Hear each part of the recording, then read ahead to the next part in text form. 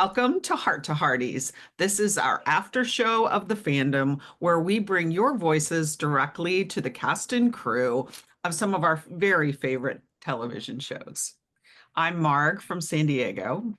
I'm Kim from Barrie, Ontario. I'm Lori from Mobile, Alabama. And we are delighted and oh so privileged today to welcome Wendy Crewson from When Hope Calls. Hi, guys. Great to be here. Thank you. Oh my gracious. Well, I need to get my names of Jeanette Oak's books correct. Okay. When Hope Calls, we're so excited to have it back for season 2. Wendy, where are you? Where do you hail from? Well, I'm just south of Kim. Okay, very Yeah, cool. I'm in Toronto. Okay, yeah. very Heading good. up to Barrie tomorrow, actually, to see a second cousin of mine who's up there. And yes, isn't that funny? Oh, too it is. cool. Yeah. Right. Too Wave on the cool. way by. Yes, I will. It looks like from your IMDb that you have gone to the most far-flung places of the earth to film various projects, but this one is right within your own province. That's pretty cool. Yes, this one is in North Bay. So I go past Kim and keep going due north up there. And I have to say, we've built the town in a farmer's field. Mm-hmm. And it is so beautiful shooting out there, especially in the fall when the leaves are changing and there's always birds around. It's very idyllic. We feel like we're at camp. It's very nice. I love that. I love that. And the kids playing in the leaves and the whole thing. Yes, it's really lovely. Too gorgeous. Yeah, it was so it's so picturesque. Well, we're all volunteers that work on the social media pages and we run a little podcast for when I know, I looked you up. I couldn't believe it. Volunteers doing this. I know. Way Can to you go, stand ladies. it? Yes, indeed. Our labor of love. So of course, we've been thrilled and so excited that When Hope Calls has found its way back. And from moment one, Tess was just one of our favorites. We have to confess. But wow, man, oh man, we did do a bit of a dive into your IMDb, and it's just like a who's who of amazing actors and directors and people that you've gotten to work with. I have a son who's done some acting, and there's comes some considerable dry spells in that work, but I don't see any dry spells. It just seems like you. No, there were definitely dry spells, but it's because a lot of those jobs that are listed, you're only in for a couple days. You know what? And so it makes it look like, but yeah, it's still incredible. It's just such varied projects, it feels like, that you've been able to work on over the course of your career. Yes, I feel very lucky that there's been a great assortment of things, so you never get bored. There's always something new and a new group of people, and and I'm very lucky to have worked both sides of the border.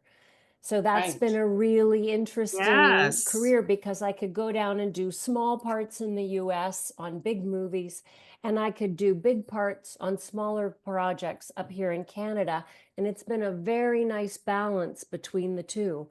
And so, of course, our family is, we're all dual citizens, half American, half Canadian. Oh, wow. Yeah. Oh, great. Yeah. Yeah, I don't know that you necessarily see that a lot, that crossover between the US and Canadian. It seems like they do kind of get pigeonholed a little bit. Yeah, I think so. Although there are a large number of Canadian performers in Los Angeles. People go down because there's work.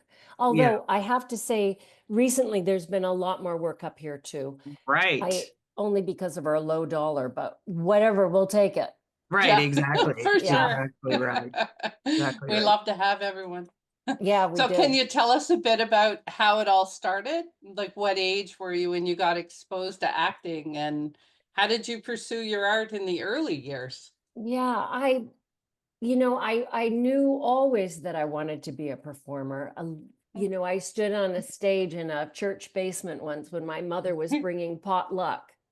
And you know how the church basements with the little auditorium and the totally, stage of course, and the red curtain that's hanging down. And it was a late in the afternoon, and the sun was coming through those high windows. And I got up on that little stage, and I thought, oh, I think I'll be a performer. I love it up here. This seems like really where I belong. It's so funny because nobody in the family was. It wasn't something that we talked about or discussed, but it sort of stuck with me and continued through, did my schooling, went to England, went to theater school, Oh, cool. started over in England doing a little theater and then came back to Wow. Canada just to make some money because it was hard to make money in London, and got a series. And then it just sort of, everything tumbled on from there. What was the first series?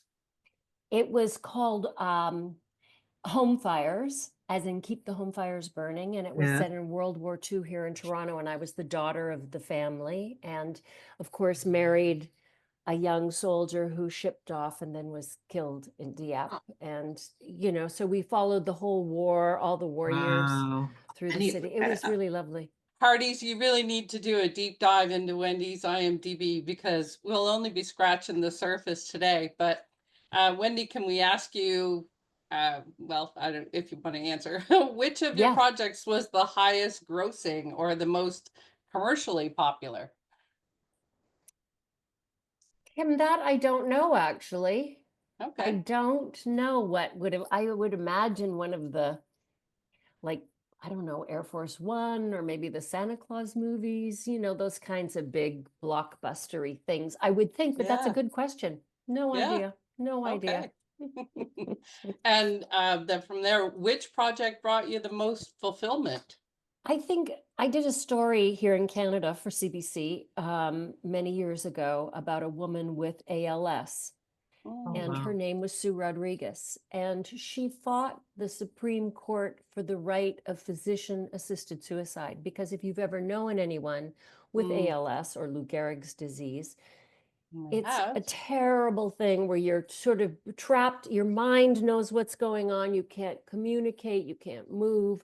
She had a young son. She really didn't want him to, she didn't want him to see her decline in this terrible state. And so she fought the Canadian Supreme Court for physician-assisted suicide, which eventually, of course, now we have made, right. we have it's very civilized, but then was not. And she had to have a friend help her do an Wow. injection finally at the end and everything. But that was the first time I really got into, I played a real person. And so you feel a real responsibility Of to get course. her right. So, or get the disease right. So people who have look at it and say, that's what it's like. And that I think was a wow. real eye opener for me, and how fulfilling, I'd always loved it. Acting was fun, but that was a really fulfilling thing to do, to play a real woman who made a difference, who had who fought hard and, was tremendously challenged. That was really the most satisfying. I can well imagine. That's awesome. Yeah. Wow. Well, in some ways, she sounds like Tess, a little bit like Tess. But Yeah. going back on it, it looks as though the TV series The Sun that you did with Pierce Brosnan was roughly the same time period as When Hope Calls. Oh, yes. Do you like period pieces? And of all the times in worlds you've been part of creating on TV shows and movies, which era did you most enjoy being a part of? Yeah, I think this early, 1910 era, I really love. Although they each have their own special thing. So I love doing the 40s. I love the lipstick and the saddle shoes and and it is a funny thing that a lot of my choices on films, as soon as they say period piece, I'm in. I'm really in. It doesn't even, it's the clothes. And so often when you put on something, you just become that character, you don't have to do much. It says it all for you. So in those period pieces, I mean, when I put that hat on for Tess, I just thought, I'm never taking this hat off. I am with you. That hat fits you like a glove. It's fantastic. It's always so recognizable. And in the first episode, they had me in dresses and no. I just said that just doesn't feel like Tess. She is a rule breaker for the period because women didn't wear pants and didn't Run live a ranch. alone on a ranch and didn't do those things. And I just loved that about her.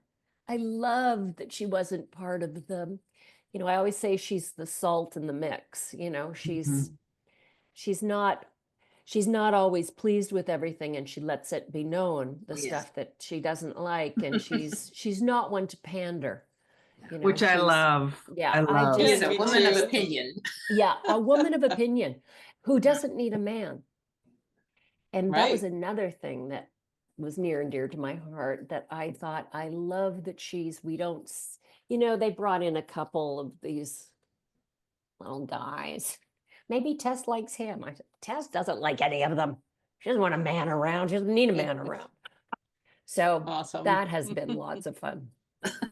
Oh my gracious. It's so funny that you say that, because when we talked to Melissa Gilbert earlier this season, because she has had what we hope will be a recurring role on When Calls the Heart, she talked about the costuming and how important it was. And she even wanted to wear a corset for her character, because she just felt like it really changed It does. everything. The Yeah. So corset that changes hat must have everything. changed everything. Exactly. For you. And I don't have to wear a corset. Yeah, Thank right. heaven. That's the great thing about Tess. She's That's not wearing a corset. exactly right. Exactly right. Well, we've been talking about that deep dive into your IMDb page. You've done films with so many actors that we love, from Harrison Ford to Pierce Brosnan, from Whoopi Goldberg to Brie Larson, from Tom Hanks to Madeline Stowe, Patricia Clarkson to Robin Williams. It is quite a list. Wow. Amazing. Which actor, either known to us or unknown, might have taught you the most, or maybe contributed to you having an aha moment as an actress? Yeah, you learn something every time you go on a set. I have to say, everybody has something to teach you. I think, somebody like Harrison, who is just he's such a grounded, wonderful human being. He's as good as you think he's going to be. Oh, wow. You know what I mean? Like, lots of times you think, oh, that guy's gonna, and then no. But not Harrison. Harrison is fantastic. And, he used to say, they don't pay me to do the acting. The acting I would do for free. They pay me to sell the movie. Wow. I thought that had always been a kind of, because you always think, oh, we don't really want to go on one of those press things, and I can't really, that's not what they're paying you to sell the movie. And I thought that was a real good reminder that, where you sort of stand in the whole thing, that the acting you could do for free. The selling it is a harder piece of it, for sure. We've been so lucky on When Calls the Heart. All of literally every single actor and crew, even we get to talk to them. We have a relationship with them. They're so nice. Open with us, and so that resonates so much that 'Cause you're not press, actually. You're That's right. fans, and that indeed. does make a difference. Yes, we are fans through and through. So Yeah. that does make a difference, I'm sure. Yeah, But it's for still, sure. I think that this grassroots movement is what also contributes to, shows getting renewed and getting buzz and Absolutely getting press. it So, is. Yeah. Absolutely it Yeah. is. And there's we've other seen things it now on lots of shows where, the fans get together and the studio listens. So Yeah. that's fantastic. There's lots of other things you could be doing with your time. So we really, we appreciate We do appreciate this. I it. love good. talking to real women about the show I'm in that they really like. Oh, yeah. That's easy. That's fun. That's good. Okay. Okay. Yeah. Good. Did you get typecast in your career? Is there a particular profession that you seem to get picked to play? Or I picked to play wives a lot. okay, interesting. I went through a long period of being somebody's wife in yeah. something, which was a stretch because I was never a good wife and am not married anymore. So, that was, But it was for a long time, wife and mother. I'd be somebody's mom and Yeah. somebody's wife, and Yeah. which So Tess is is kind of a still refreshing Tess is a change. refreshing, change. She really is. Yeah. That's I don't have awesome. to be anybody's. New ground. Well, Yeah. we've talked a little bit about it already, but I'm obsessed with Tess's look. I just love it. I love the boots. I love the vests. I love her hat. It's just her jackets. It's fantastic. Great. Yeah. So Just talk to us about the costuming and how they did try some other things, and you were quite clear on. Well, it was funny. I think they were clear too. I think Okay. that as soon as I put on that sort of, I had some big dress and a thing, and it just wasn't the same person. It didn't feel right that she would be dressing up and sort of complying with societal rules in the town. She's too much an independent outsider to Mhm. sort of, be trussed up like that. And she's so no nonsense, sort of salt of the earth. She doesn't, all that fancy stuff she doesn't have time for. So once we saw that, we knew for sure that she could be in her riding pants and those vests with those nice little shirts. And now I get to wear a little bolero tie, Right. got the hat and the jacket, and I always feel so kick-ass when I Oh, walk you on are. set. You are. Yes. Absolutely. You are the Tess is in definition. Keep everybody town. on that set. Yeah, even though I'm terrible on a horse. Okay, well, And that's really, they that's have my to next question. cut away when I am You on don't the look like horse. you're terrible on a horse. Oh, Oh. I see myself, I think, the first shot we were doing, and I had to ride into town and come up to the feed store and get off my horse. And it was the first time I'd done it in costume, was the day we were shooting it. I'd practiced on the horse, but in my own clothes. And the jodhpurs that they'd made for me, those pants, had a big tight elastic around the ankle, which keeps it from pulling out of your boots, Your boots. as you Okay. walk. But the material had no stretch in it. And so as I get to go off the horse, I am stuck with my ass to the camera, like huge ass to the camera. I cannot get my leg over the horse. I can't. I tried, they just kept rolling, and I just kept trying, grunting and eating more, and trying Oh, to roll no. myself off the horse. It was hilarious. I wish I kept it in. It was so Oh, funny. From then, when I said wow. to wardrobe, I need some stretch in those pants. Yes, I honestly. could not get my Those leg could over not the have back been of the real horse. riding pants, obviously. No, They must no. have, They were yeah, a nice wow. period-looking fabric, Right. but Right. Of no course, but no stretch. spandex in them. No, so we just put a little stretch in them, All and right, now I so can get off. yeah. So did you take some riding lessons once you got the role? Or Yeah, I did. Well, I didn't, there wasn't a lot of time between. Yeah. Often they just cast you like moments before, we start on Tuesday, it's like, oh my wow. gosh, you have to cancel all your appointments and, Oh, no. reschedule Wow. everything. So there isn't often time for prep in that way. Right. However, I did learn to ride years ago for a movie called Getting Married in Buffalo Jump. And I had a huge, fabulous horse called Battlestar Galactica that I was just terrified of. And my legs barely reached around the horse, it was so huge. But I had learned a little for that.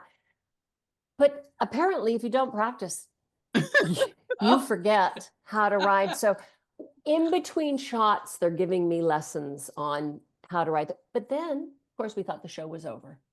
It wasn't Right. coming back. And I didn't do anything. Mm. And then, suddenly we're doing a Christmas special. And I thought, oh, well, it's just a Christmas. I don't have to. I'm in the wagon now. They put me in the wagon a lot now. I'm just. So, if, in fact, we are coming back, I know the horse people very well. So I am going to go, and she is going to give me lessons so I can really, Oh, But aren't you always afraid now? Like at this, I'm always afraid like I'm going to break a hip or of something. course. Yes. Oh, yeah. Absolutely. Yeah, totally. In that, age, Yes. I'm Yeah, such right. a wuss. Yeah. Well, that would be bad. But Yeah. I have some horse experience, and I think you're doing quite well. So Oh, yeah. No, Thanks. seriously. You definitely Maybe make I'm it not look looking good. closely enough, but I was fooled, so it's all good. Well, good. I'm glad to hear that. So, particularly in season 1, Tess had a really hard exterior, and she's been dealing, of course, with her husband's tragic accident and future without him, and then managing all the responsibilities of the ranch. Do you imagine that Tess was always a bit gruff, or is this a result of all that she's been through? Do you see her as having, been soft at, when Mhm. it was the two of them? She maybe was a bit softer, but you only become more of what you are as you age. Yeah, yeah, So yeah. I don't think she wasn't going to be Mrs. Claus, she wasn't going to be happy and making cookies. And I think she was always pretty tough. I think she was always pretty um, independent, a bit standoffish, a bit gruff. I think she's, when I made up her backstory, which is just in my head for me, there were a lot of tough things in her childhood as a girl being raised in Okay. that time out in the country. And I wanted that part of her. I put in a lot of stuff in her life. Like I think she lost a child, her first child. I think it was a girl. And I think it really, I think there were things, Tess has secrets.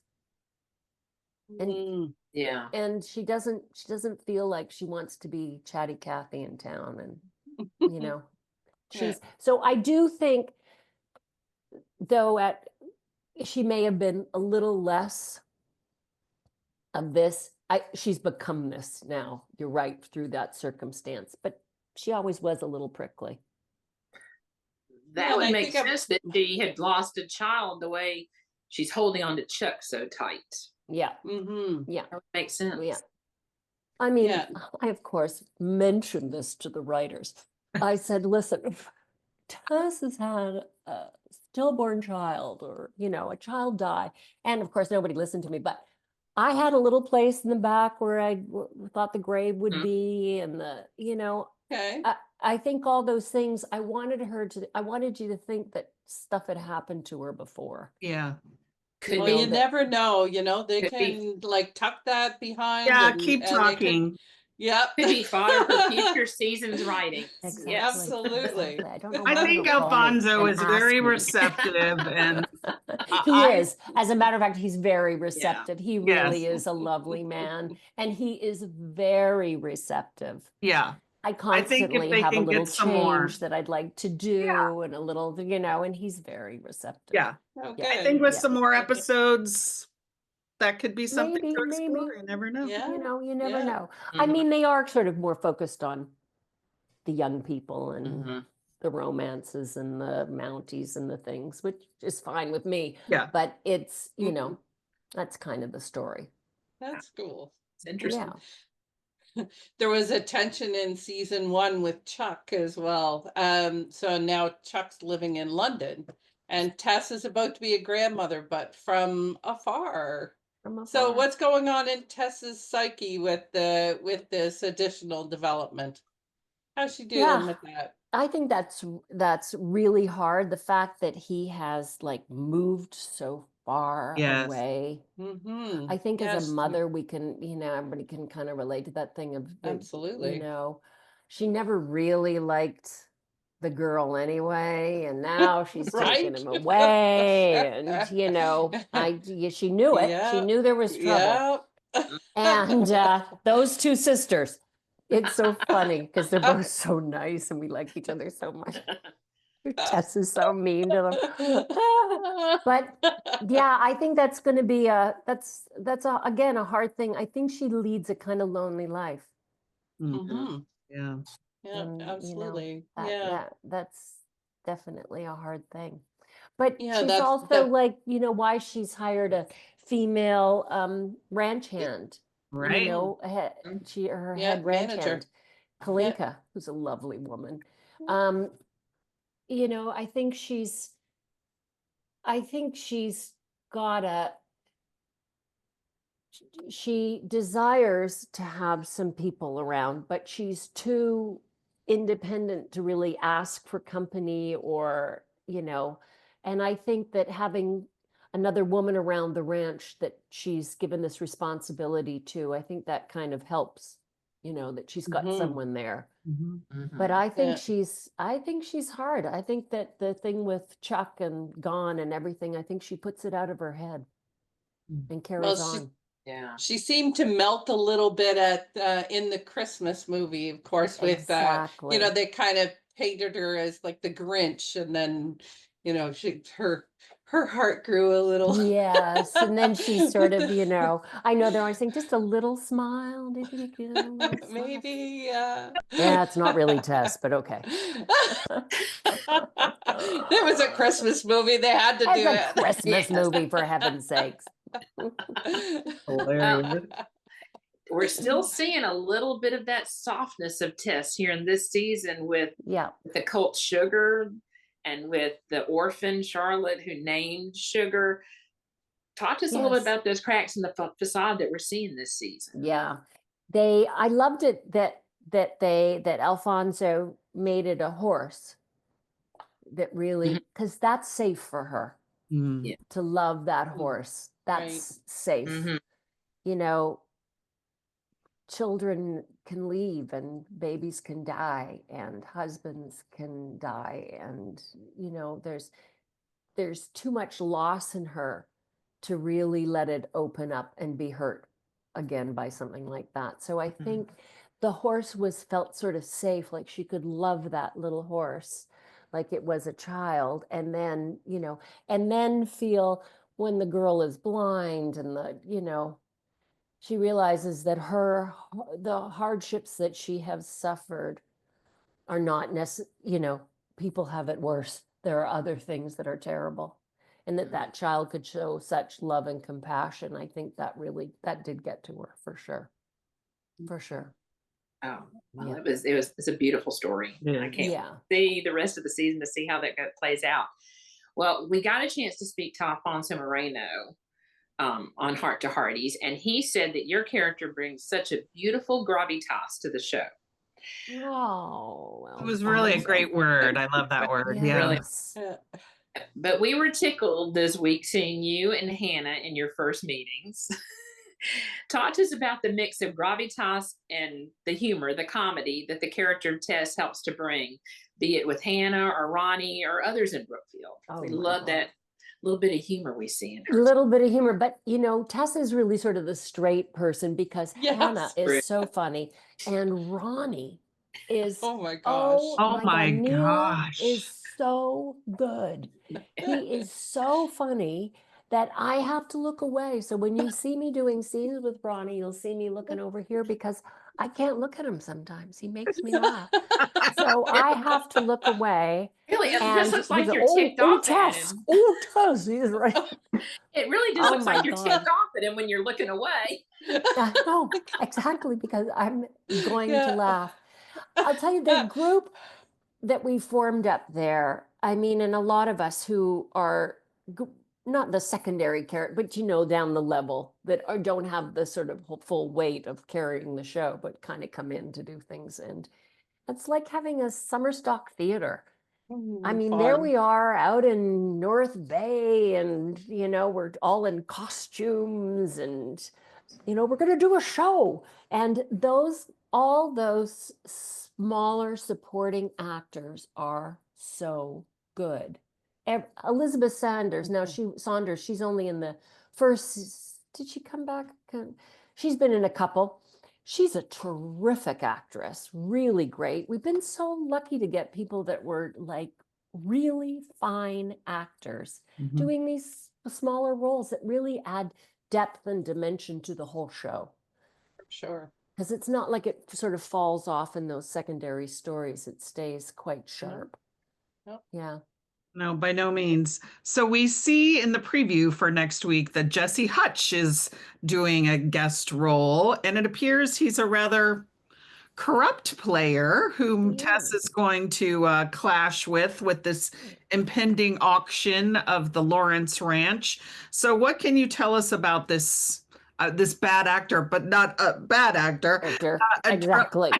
The trouble he's going to cause for Tess. Well, first of all, I mean, Tess wants this ranch. Yes.